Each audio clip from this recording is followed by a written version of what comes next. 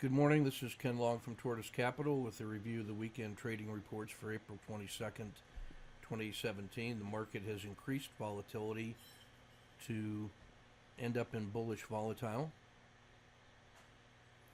On an annual basis, using weekly RSI 14, it's at higher end of neutral at 64 out of 100.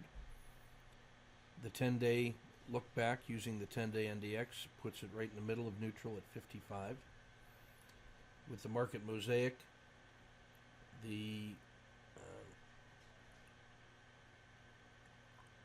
stretch relative to the 200-day moving average is yellow bullish at 5.86%. That means we are just under 4% above the 200-day moving average. The slope of the 50 is weak at yellow neutral. ADX is a non-trending or a weekly trending 13.3 with bears in charge. The risk index is the 30-period moving average of the VIX divided by the 10. The threshold between risk on and risk off is 1.0. The current reading is 0.878, so we are deep into risk off. When we take that score of 0.878, look at the last 5,000 trading days, and compute the average and standard deviation, it gives us the risk Z, or the Z score, which is minus 1.47. That means we're almost 1.5 standard deviations below the long-term average in terms of the volatility in the market as measured by the VIX. Here you see a 90-day histogram of that indicator. When the market is in this condition,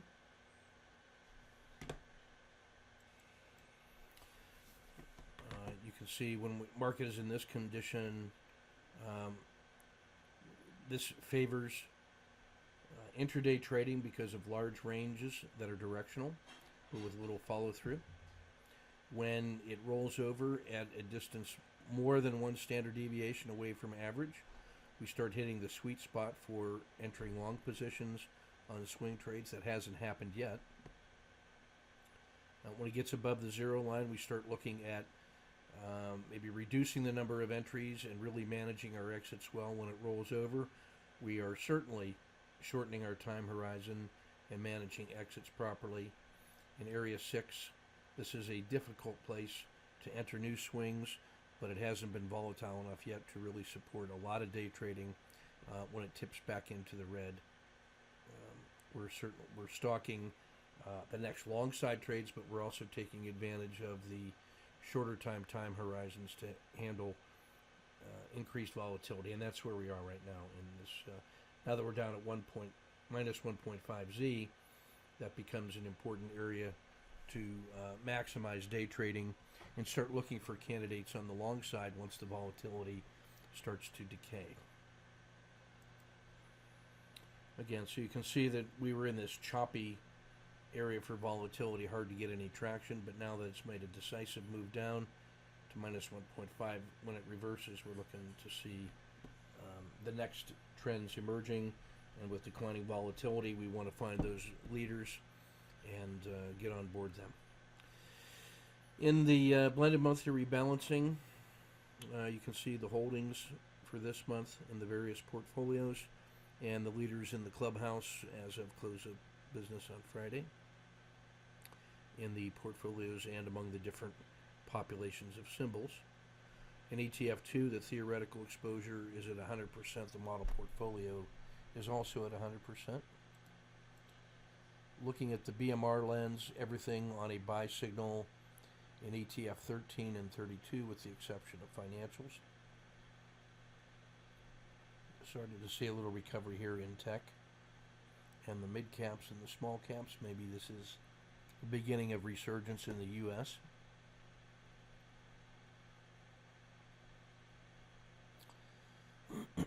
In the ETF Max, we're looking at 1,000 ETFs. Again, I like to look at the 1 week column to find additional symbols potentially for swing trading, because these are ones that are dominating on the longer term relative strength. Then the ones in the green are the ones that had exceptional performances this week. The ones in the red are the ones that had exceptional underperformance. using that green, white, yellow, red categorization scheme. So I see lots of India at the top, Poland, home construction, Argentina, Latin America, some aluminum, Turkey could be interesting here.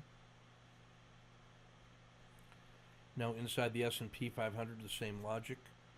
We should be looking at CSS Corporation, Lam Research, Skyworks, KLA Tencor as things that have had an exceptional week of performance and looking for either continued momentum or reversion to the mean. NRG Energy, which has been great, now has gotten slammed hard this week, and this is the first week of sell-off. It's lost more this week than it has in the month, and so that says, is there more momentum to the downside, or is this an opportunity to buy strength on sale?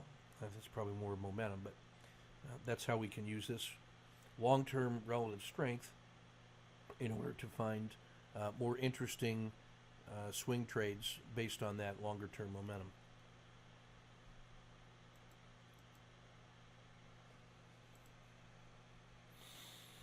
In the market health check, the vertical blue lines are 10, 20, and 30 days worth of look back, 40, 50, 60. Horizontal red lines are support levels that used to be resistance levels. This blue line represents here up by the dragon hump the previous swing high and is the target for upside moves. You can see the 10-period regression line channel sloping downward, as is the 30-period. Both are right in the middle of those regression channels, so fairly valued on those time frames, but definitely a downward slope. See, the river has rolled over. It's starting to slope downward. Compression of the Bollinger Bands as this sideways chop continues to dominate the price action. The sine wave looking indicator is the slope of the 30-period regression line. That's the health of the trend. The blue line is where it went below zero here at the zero line. This is where that 30-period slope got negative, and it is decayed down to a current reading of minus 0.06, so still within normal bands of slope. It's not till it gets to minus 0.22 that becomes a statistically significant, shocking downward slope. The previous slope up was on this day when that 30 period was up over 0.40, which is a exceptionally strong upward, a remarkably strong upward move. So this is still a normal decay. We've had 1 and 2 real tests of the downside. It's holding around 233 right now, but we're right in the middle of the river, and the market is poised to go in either direction with equal likelihood. So this still remains a trader's market. In the ETF regional report, all 10 of the indexes are on buy signals, so that puts us at 100% invested, 0% cash, improvement over last week of 70 and 30. EFA at 61 and the S&P at 61 are essentially identical here. This could be the Euro-Asians slowing down and the U.S. catching back up, because they had been in charge before. The inside the U.S., the strength is in mid caps, large caps, then small caps, then tech. The two strongest sectors are Japan and U.S. mid caps. The two weakest are the Euro 350 and then Asia less Japan. Inside the U.S. sector spiders, energy is getting smashed. There has been some long-term strength in finance and technology, but we no longer have standouts in the U.S. business sectors. In the world market model, most everything in the U.S. is above average except the Dow is in the red and the NASDAQ in the yellow. Japan above average, but the rest of Asia below average. In the specific Asian countries, China, Indonesia, Vietnam in the yellow, Only Taiwan super above average. Strength in Canada, Mexico, Brazil, and emerging markets. Euro is a mix of weakness, uber weakness in growth, but strength in value. You can see the countries of Switzerland, Netherlands, and the UK standing out. In the other asset classes, treasuries lagging, but gold, silver, bonds, real estate above average.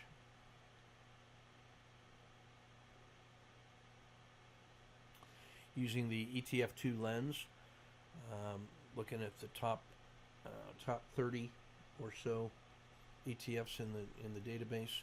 Long-term strength in Japan, total dividend in India. That's the green under strength and green under consistency, as well as in semis, biotech, and dividend select. The ones that are green in strength and white in consistency are ones that have been long-term above average, but really stepping up into leadership positions now. That'd be the UK, home builders, Taiwan, and T-bills. In the Dow 30, long-term strength, American Express and Intel. Walmart is putting on a surge. Visa, Microsoft, United Health doing well.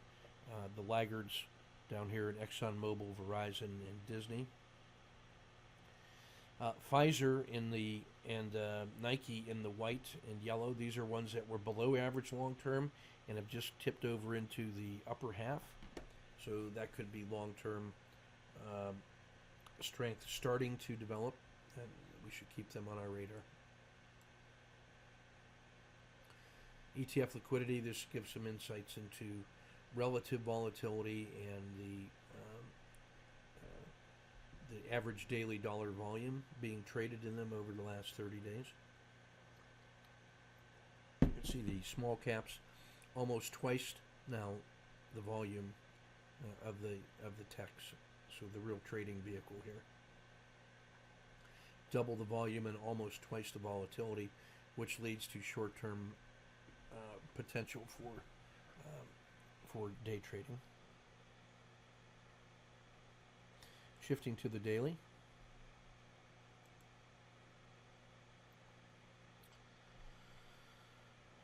See, volatility is up here in the volatile range. ADX showing weakening trend. Bulls and bears just about equal. I give it slightly to the bulls or the bears because they had been dominant before, but still no trend emerging. Plenty of good channeling over reactions and auto framers to choose from, and some 5DDs. Here's our roll up of the Dow tactical summary. Lots of good fraud quality numbers in here for framing. Plenty of auto framers to choose from.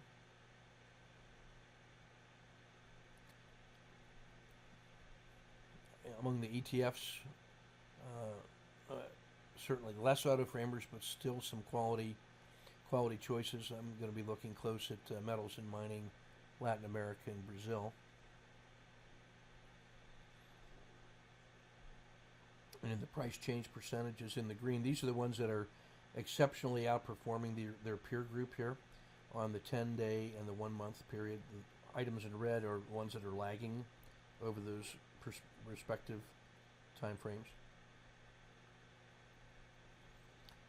Performance stats and framing numbers generated by the auto framer spreadsheet. These are some nice reward to risk ratios appearing in Johnson & Johnson. So let's take a quick look at Johnson & Johnson. I'm noticing the upward slope of the river, but which has rolled over. The previous very strong move up to 129 was so strong that the dragon got out of the river. Then the dragon rolls over. Actually, let's see, price rolls over, then the 10, then the baby dragon, then the 30, then the dragon itself. You'll notice that this creates the conditions for an owl swing trade short entry right in here.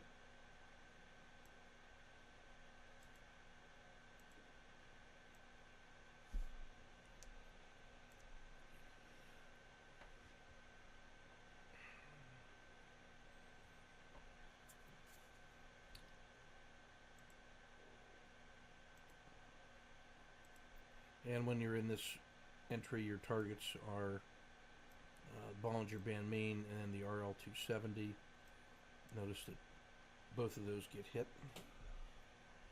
And now what makes this an interesting max pain range compression is first that we have such a tight and narrow range here on the on Friday's move with rising lows. Almost got this little triangle thing looking. So when we use yesterday's range as the risk, and then we play for the return to the 10-day high as the reward. 10-day high is this right here.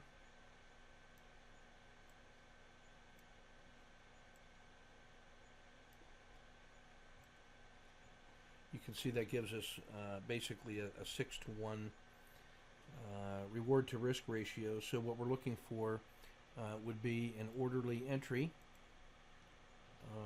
inside yesterday's range to enter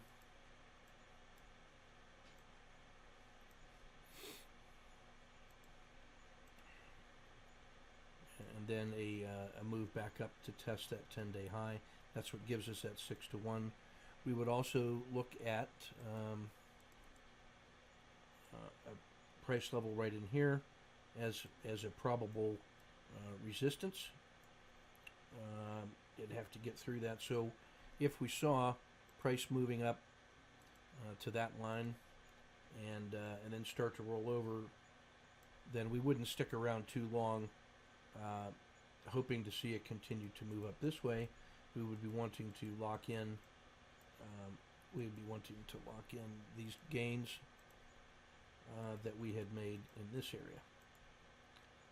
So this is where we'd be invoking that 2-hour battle drill. Might argue that there's a possible resistance level here because of that gap down, but if it gets through there, then certainly getting to here is within reason. So there's some trade management issues there, and then really on the upside, ultimately could get to 128 coming across from the hump of the baby dragon, 129 and beyond. So now we have a series of price ladders that we can use for building our trade management. Because of the fact that we've had these two legs down, then a third leg down is certainly possible. And what I would be looking at is some tactical entries, either getting short below Friday's low or below the swing low, or even below this, even below the RL270. So any one of those represents opportunities to get short, and that's why I really like this setup, because the max pain range compression is really geared to go in either direction. Okay, so that's Johnson & Johnson. So you can see how Johnson & Johnson comes in at 6.2 to 1. All of these other ones on the list are above 2 to 1. So I'll be looking at IBM Energy, especially because it's been so weak as a sector in the S&P, along with ExxonMobil and Chevron. Now you can see the logic chain that takes us from, if the S&P were weak and energy were weaker, I would also look at ExxonMobil and Chevron as ways to get short those symbols that had just suffered maximum pain. But if the market were up and energy were better than the market, I would also look at ExxonMobil and Chevron as ways to get long the individual companies. So that's the logic chain at work for swing trading. In the regression line fractal framework, these in the top shelf in the green are the symbols that are the most numbers of ATR below their own RL270, so they represent deep value plays. So IBM is 6.5 ATR below its long-term fair value. Now when I put those two things together, I have IBM with the regression line fractal framework value baked into the cake. And then I also see it on the max pain range compression at 6 to 1. Now this becomes a very interesting symbol for me to look at. So let's take a look at IBM. All right, so here's a quick look at IBM. I've marked it up in the same way on the auto framer as a test of the 10-day high. Gives us 6 compared to the 1 unit of risk for the range risk, so you can see the 6 to 1.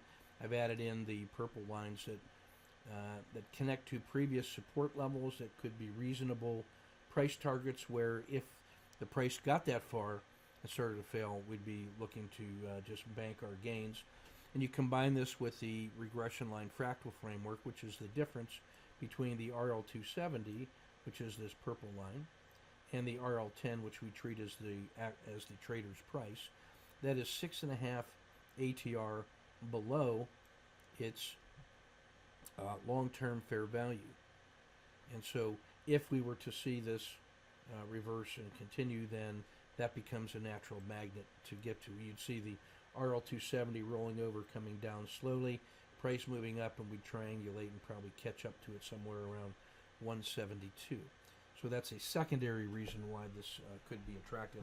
All the people that had bought into it on this leg who are suffering now are looking for it to get back to that level, so they want to see this as a buy on dip.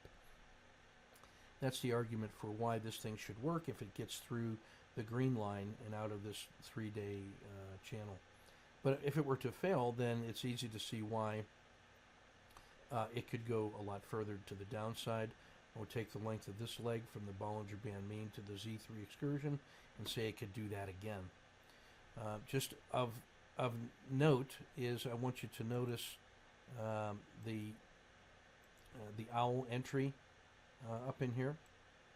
Anywhere in this region is really, you're looking at the owl, because you had the unambiguous move, a P1 regression line crossover, the RL10 crossing the dragon sloping down, the 30 sloping down.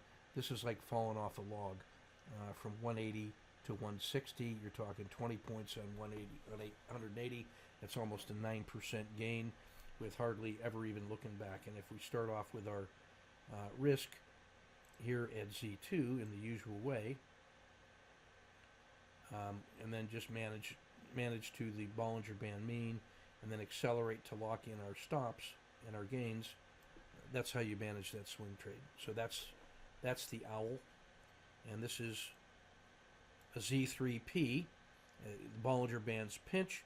When it breaks out of that Z3 band, you end up getting an entry here at the breakout, and again you're managing the Z2 stop as it starts locking in gains. You work to the Bollinger Band mean, then maybe to the bottom of the dragon, and then you're looking to get your exit probably somewhere in here, or not later than the owl entry on the other side. So you have a trade potential from 172 to 180. 8 points on 170 is about a 5% move. So again, the power of the regression lines to guide you as these things are going up. You have ways to estimate the stops as the price starts collapsing and the indicators and regression lines and dragons are rolling over. You quickly get your short side orientation. The owl gives you guidance when you can get short. Notice that comes right around when price breaks through the other side of the Bollinger Band. So you can now say that move, that looks like an arc, from Bollinger Band mean to Bollinger Band mean was over. Now the downside starts, and there you are. So that's why IBM is attractive to us. And that's just the top two out of the auto framer and out of the regression line fractal framework. Look, there's ExxonMobil and Chevron. The same logic that leads us to energy and companies in the auto framer also gives us some insights about why these are attractive for the auto framer. The ones in the red and the bottom shelf are the ones that are the most ATRs below their own RL270. So these are deeply discounted or deeply at value, and you'll remember these as being on the low end of the ETF2 in the Dow 30. So McDonald's, Coke, Walmart, and Home Depot. I mean, that's the four horsemen and add Disney. Uh, don't everybody have to own these things in hedge funds and mutual funds? And yet they're between 5 and 10 ATRs below their long-term fair value. At some point, either the world is going to end and stocks don't matter, or the normal course of events, these things are going to revert to the mean. Let's take one more look at what one of those companies could look like. Let's just pick McDonald's.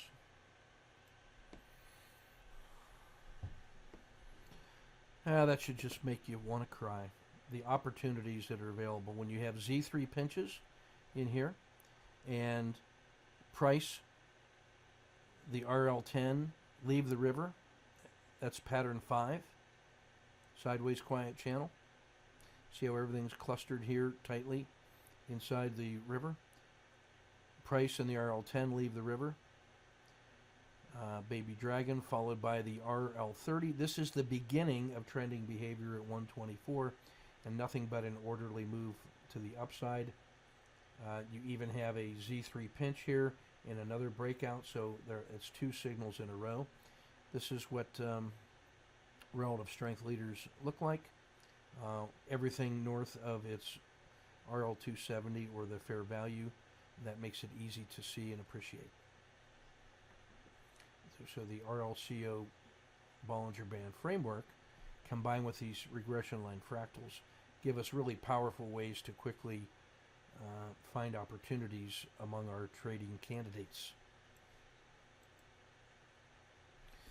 These are the daily squeezes. These are ones that have had relatively volatile average ranges, but have recently, yesterday compressed to tight ranges. So Google,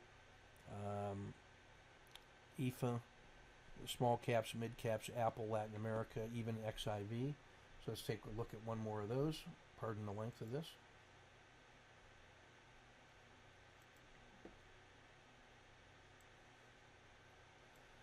So even though the small caps have been very choppy, what you had was a very narrow range compression here at the top of Z1, and long-term fair value at 141, you're talking about 4 points.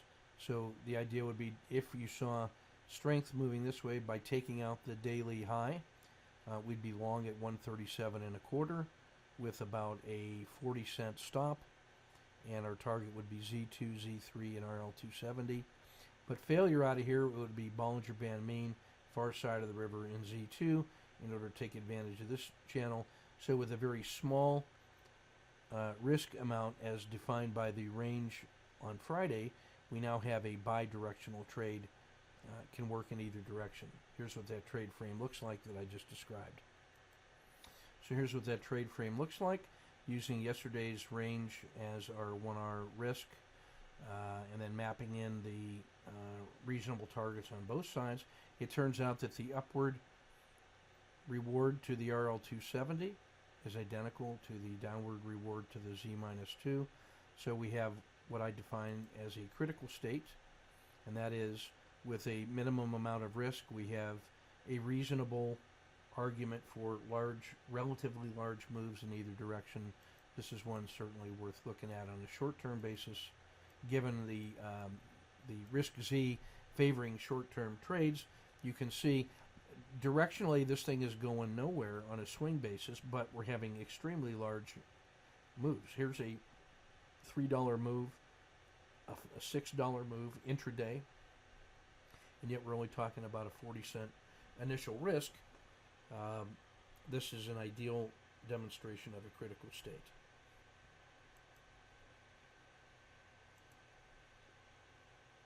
So that's what the daily squeeze gets you into, those kinds of trade frames. Market mosaic, you can see the slope of the regression line is down. It's less than its 10-period moving average. You can see that it has come close to its 10-period moving average here.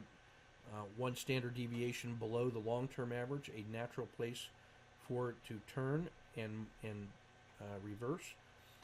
It's down at a level where in previous visits there have been strong moves up. This move, for instance, looked like this. This move gave us a short, about a 3% bump. This was about a 12% bump. And then these reversals from those levels also gave us, it went from big gains to chop. So these are good indicators of market turning points. And this one went from a nice gain to big sell. And now we're at that area at which support would be a natural thing to find. And you can see it finding a support around 233. And the last indication was up. That's why I'm framing trades in both directions. This base is either going to break out to the upside or break down. You can quote me, or it'll go sideways. So we're in a critical state for the market here. And just flashing through a couple other deep background charts where you can stop the tape if you need to.